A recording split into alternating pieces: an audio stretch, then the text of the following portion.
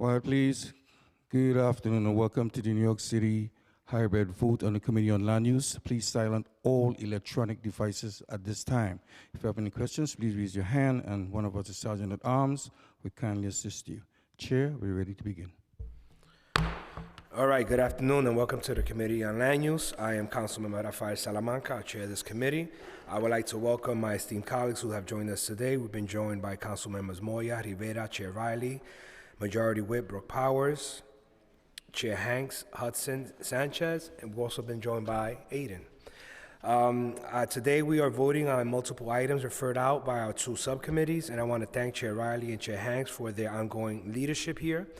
First, we vote to approve LU 207 for the landmark designation of the Jacob Day residence in Councilmember Rivera's district in Manhattan.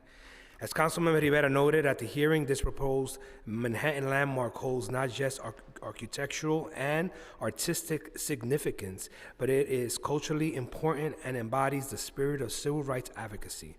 Councilmember Rivera is in support of the LPC's designation. We will vote to approve with modifications LUs 212 and 213 for the 441 and 467 Prospect Avenue rezoning, also known as the Arrow Linen proposal, and relating to property in Councilmember Hanif's district in Brooklyn. The proposal consists of a zoning map amendment and zoning text amendment to facilitate a new residential mixed-use development with approximately 20 apartments, of which approximately 100 would be affordable. A modification will be to modify the proposed zoning district to a mix of R7A and R6B districts, which will disincentivize the displacement and demolition of existing buildings in the rezoning area. These modified zoning districts are more consistent with the built neighborhood context and will also help retain the MIH designation for the entire rezoning area. A modification will also remove MIH option 2. We've been joined by Councilmember Hanif, who is in support of this application, and she will make some remarks. Thank you so much. Good afternoon, everyone. I'm Councilmember Shahana Hanif. I represent the 39th District in Brooklyn. Thank you, Chairs Kevin Riley and Rafael Salamanca, for holding today's hearings and including the 441 and 467 Prospect Avenue rezoning, also known as the Arrow Linen rezoning, on the agenda. I would also like to express my deep gratitude to every constituent who shared their position on this project throughout the Uniform Land Use Review Procedure, or ULURP. I'd like to specifically thank Housing Not High Rises, Community Board 7, and of course the entire Windsor Terrace community for your advocacy. The project before the committee today is stronger because of your engagement. I'm proud to support this critical project, which, if approved, will provide desperately needed affordable housing in Windsor Terrace. Since the project was previously brought before the subcommittee on January 9th, we've been able to secure a number of key modifications and negotiate a community benefits agreement that prioritizes the two key issues that constituents raised throughout every step of the ULURP: affordability and height. The original proposal was for an R71 development, 2 13-story buildings, but with no height limit and the potential to be even taller, with 25% affordable units under mandatory inclusionary housing option 1. The proposal in front of the subcommittee today is an R7A development and a legally binding commitment in a community benefits agreement to build 250 units in 2 10-story buildings and 100 affordable units, making 40% of the units affordable. Of these affordable units, over half would be 2 and 3 bedroom apartments to ensure that families can continue to make Windsor Terrace their home. The community benefits agreement also includes subsidized community space for Sakhi, for South Asian survivors, a local organization that serves survivors of domestic violence, and a child care center run by a local provider.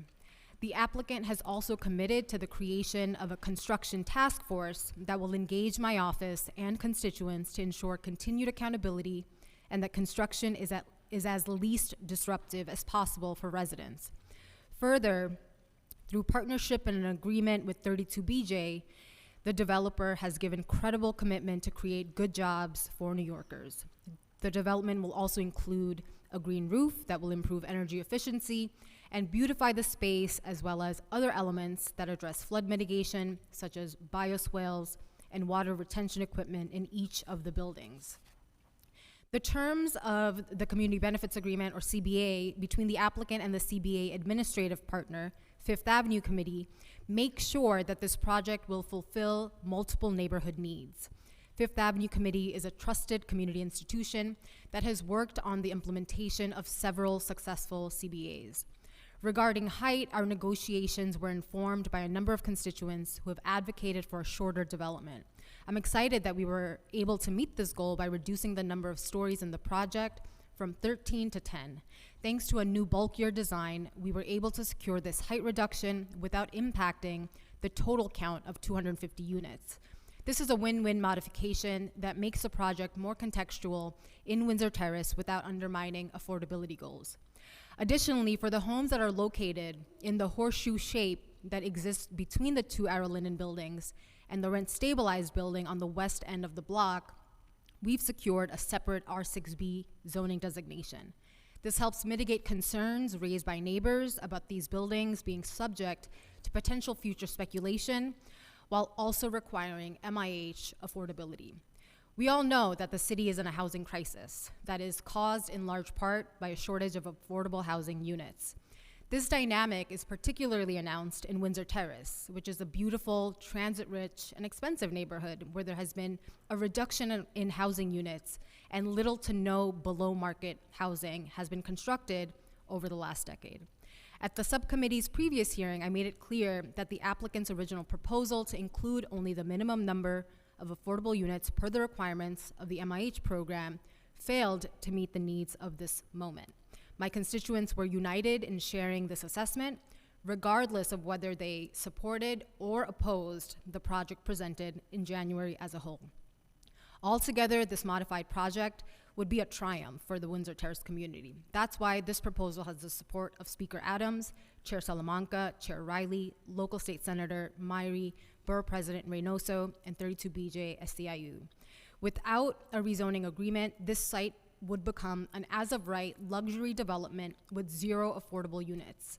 Instead, we have an opportunity to create 100 new affordable units and do so without constructing super tall buildings that would disrupt the character of the neighborhood.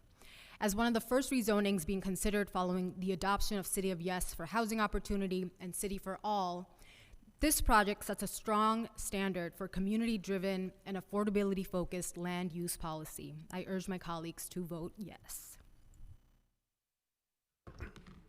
Thank you, Councilmember. Congratulations. We will also vote to approve LUs 217 through 224, the Spark Kibbs Bay proposal related to property in Councilmember Powell's district in Manhattan. The proposal consists of multiple related land use actions, which together will facilitate the redevelopment of city-owned land for a new state-of-the-art academic, healthcare, and life sciences campus. The proposal consists of a change to the city map, zoning map amendment, zoning text amendment, zoning special permit, disposition of city-owned property, acquisition of city-owned property, and site selection and acquisition approval. And my apologies, Councilmember Powell, that I recognize you. I would like to recognize you now, if you have any comments.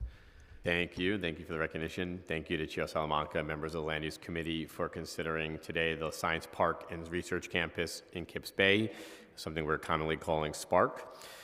Spark Kips Bay project presents a tremendous opportunity for both my district and our entire city to continue to be on the cutting edge in the life science industry while further investing in education opportunities to connect to those jobs. The project will replace the dilapidated Brookdale campus with new CUNY facilities, a new high school, public health infrastructure, and a new space to continue growing development in life sciences. At the start of my first term in the City Council in 2019, there was a much different vision for that site, one that would bring far fewer jobs and education opportunities, and one that the community had deep concerns about. I'm extremely grateful that when this was announced as a new proposal in 2022, that it came with a lot more opportunities and support from the community. And I joined with Community Board 6 and its chair, Sandy McKee, to lead a Spark Kips Bay Community Task Force as part of a robust public engagement effort over the last few years. This is a substantial investment into our neighborhood, the life sciences, and education systems from all over the city. And the benefits of this project are numerous to list, but I want to name many of them because they are significant. We're getting a brand new high school here in Kips Bay that will be partnering with the Spark campus to introduce students to the life sciences field, a growing industry. We will have a new STEAM center for Manhattan. This will be the third citywide and the first in our borough. It will connect to 10, I believe, 10 public high schools in Manhattan, which is very significant. We'll have a new CUNY Healthcare and Public Health campus that brings together programs of 3 flagship schools, Hunter College, BMCC, and the Graduate School of Public Health and Public Policy, all sited together on one site. Good news is we are replacing the dilapidated dorms that are sitting there today, one that my mom actually was a nursing student and lived in, with a total replacement and a net increase of 80 dorms for CUNY students here in the city and on the east side. Educational programming by nonprofits focused on science for local elementary and middle school students throughout the neighborhood. An expansion of 3 K seats by nearly 30 seats in the surrounding area. A new state-of-the-art facility for the Office of the Chief Medical Examiner, a new ambulatory care and wellness center for Bellevue, project labor agreements for both construction and building maintenance to deliver good-paying jobs as a site. A whole acre of new and enhanced public realm improvements, including a new public square and publicly accessible central open space. Access for the first time in at least a very long time to the public Bellevue Garden across the street. The conversion of a private parking lot on city-owned land to a brand new waterfront park on 34th Street along the East River. I want to thank the speaker for contributing to the cost of that last year as well. A new accessible pedestrian bridge to the folks on Waterside Plaza who are far from the rest of the neighborhood and could deserve better pedestrian access. Additional investments in Solar One to continue their work around the city. And better coordination between the City Planning and Community Board 6 to find new sites for potential housing. And I want to commend and thank my colleague, Councilman Rivera, for joining that request and question around how to continue to build housing in the neighborhood. There's many to name, but I want to thank the entire EDC team that's here today, and those who are not here, including President Andrew Kimball, Jen Montoya, Gigi Lee, and Julianne Herskowitz, for their tireless work and hours of meetings to land the plane on this important project. I want to thank my team, Ben Jacobs and Pat Hill, the Council on Land Use and Planning Division, for their help. And I just want to end on this note that I've been here as a city councilor for now 7 years. This is year 8.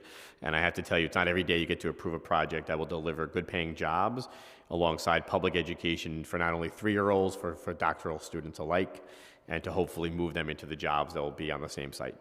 It's a generational opportunity to invest in New York and improve our education system, grow our life sciences industry, and improve what already is the best neighborhood to live in the entire city. Yes, I am biased. I think Councilman Rivera will join me in that.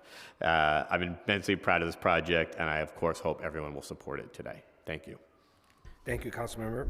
We will also vote on another life science project, approvals to approve LUs 214, 215, and 216 for the 455 First Avenue proposal, just across the street from the Spark proposal in Councilmember Rivera's district. The proposal consists of a zoning map amendment, zoning text amendment, and a zoning special permit, which together will facilitate the redevelopment of the site for a new commercial life science building. Councilmember Rivera supports this proposal. Councilmember, are you making any comments? Yes. Thank you, Chair Salamanca, for the opportunity to say a few words in support of 2 items in my district. We'll be voting on today Innovation East at 455 First Avenue in Kips Bay and the Jacob Day residence at 50 West 13th Street in Greenwich Village. Innovation East will transform an underutilized city-owned building into a state-of-the-art life sciences and biotech labs. This project is a vital piece in creating a life sciences corridor on First Avenue, making the Kips Bay neighborhood a world-class destination for life sciences and the healthcare industry. Innovation East will build on the investments in life sciences that have been made in the area while providing additional benefits to the local community. Working with EDC, I'm very thankful to them and the development team. I've secured commitments to partner with local nonprofit organizations like the Lower East Side Employment Network to provide educational and workforce development opportunities to local residents and public high school students. The building will contain a multi-purpose community space that will hold public-facing workforce development and science education programs, and will offer free meeting space to Community Board 6 and other local civic organizations. The development team and EDC are also committing to public realm improvements that will enhance the pedestrian experience and safety around the building on the 27th Street pedestrian walkway and Mount Carmel Place. On First Avenue, the developers will seek a retail tenant that will serve the community and enliven the streetscape. Bellevue South Park, one of the few green spaces in Community District 6, will receive new lighting this summer. Development team will contribute $250,000 over 10 years in supplemental improved maintenance in the park and support a local organization. And to better serve local families, new pre-K seats will be added to the area. And we have a new STEAM center coming to the brand new high school and a pedestrian bridge at East 25th Street that really is a welcomed addition to Kips Bay and much needed. With more infrastructure and job creation comes the need for those public health investments that we heard from Councilmember Powers, and of course for more housing, something that we have been saying for years, especially more affordable housing to meet the demand from workers and protect residents from raising rents. The city's commitment to working with Community Board 6 in my office to create a district-wide housing plan and identify locations for affordable housing in the area is a good step in that direction, and I look forward to our ongoing efforts to create more homes in the neighborhood. I'm grateful to EDC, the development team, and Community Board 6 for working to ensure public benefits through this project that will serve the community and provide economic opportunities. I'm supporting this project. I hope my colleagues will support it in voting aye as well. We're also voting on a landmark designation for the Jacob Day residence at 50 West 13th Street in Greenwich Village. Dating to the mid-19th century, the building was home to Jacob Day, a prominent African-American businessman and civil rights leader, and hosted trailblazers like Sarah Smith Tompkins Garnett, the first African-American woman principal of a New York City public school. The building has significant historical impact as a center of Black civic life, including the founding of the Abyssinian Baptist Church and the Equal Suffrage League. In the 20th century, it became a cultural hub, hosting the Afro-American Folkloric Troupe and later the 13th Street Repertory Theater. I'm excited to support this project and, of course, encourage my colleagues to vote aye. Thank you to EDC, the land use team, of course, my own team, Katie Loeb, Eddie Amador, among others, and thank you, Chair Salamanca, for the opportunity to make remarks. Thank you, Councilmember. We will also vote to approve LUs 229 and 230 for the 122-03 14th Avenue rezoning proposal related to property in Councilmember Palladino's Councilmember Palladino's district. This zoning map and text amendment, which together will facilitate the development of a residential mixed-use building with approximately 94 apartments, of which 28 would be permanently affordable. Councilmember Palladino is in support of the application. We will vote to disapprove LUs 231 for the 49-39 Van Dam Street demapping proposal related to property in Councilmember Wan's district. The proposal seeks to demap a portion of the city-owned property next to Borden Avenue on-ramp to the Queens Midtown Expressway in Long Island City. As Chair Riley explained, our zoning subcommittee, and as reflected in Councilman Wan's statement, which would read in the record, Chair Riley, that the city must prioritize the redevelopment of the existing open space. I now call for a vote on the following items, which all have support of the local council members, to approve LUs 207, 214 to 216, 217 to 224, and 229 to 230, and this approves LUs 231 to approve some modifications LUs 212 to 213. Will the clerk please call the roll? Good afternoon, Matthew DiStefano, Committee Clerk, Committee on Land Use, roll call vote. All items are coupled. Brooks Powers. I vote aye. Hudson. Permission to explain my vote? Councilmember Hudson to explain her vote. Thank you. I just want to commend Councilmember Hanif on the thoughtful work she's done to address the chief concerns of her community, which, based on all of the emails I've received, seem to be affordability and height. 40% affordable units, well beyond MIH, is a huge win. Congratulations, Councilmember, and all the other council members with amazing projects in their districts. I vote aye on all. Thank you. Chair Salamanca. I want to first just echo Councilmember Hudson's comments, and I want to congratulate Councilmember Hanif on this project. I mean, you set a precedence where MIH was a certain percentage was required, and you asked for more, and you were able to land the plane and get to a finish line. So congratulations. And with that, I vote aye on all. Moya. I vote aye. Thank you. Rivera. I vote aye. Thank you. Riley. Aye. Abreu. Aye. Okay, thank you. Farias. Congratulations to my colleagues. I vote aye. Hanks. Sanchez. my colleagues. She said aye. Hi, Councilwoman, your vote?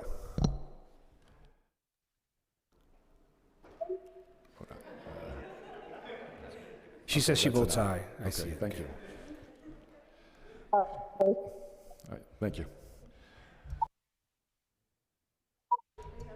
By a vote of 9 in the affirmative, 0 in the negative, and no abstentions, the items have been adopted by the committee as described by the chair. LU 231 has been disapproved. Thank you. That concludes today's business. I would like to thank the members of the public, my colleagues, land use and council staff, and the Sergeant at Arms for attending today's meeting. This meeting is hereby adjourned.